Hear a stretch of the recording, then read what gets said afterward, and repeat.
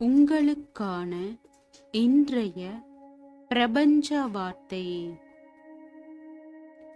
துன்பமும் வலியும் அனைவருக்கும் பொதுவானது என்பதை உணர்ந்தவரும், தனக்கு எது வலியை கொடுக்கிறதோ அது பிறருக்கும் வலியையே ஏற்படுத்தும் என்பதை உணர்ந்தவரும், எவருடைய வலிக்கும் துன்பத்திற்கும் காரணமாக இருக்க மாட்டார்கள்.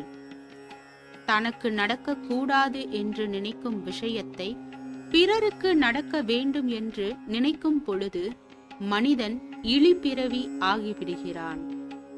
தனக்கு கிடைக்க வேண்டும் என்று நினைக்கும் விஷயத்தை பிறருக்கும் கிடைக்க வேண்டும் என்று நினைக்கும் பொழுது மனிதன் மனிதனாக புனிதனாக ஆகிவிடுகிறான்.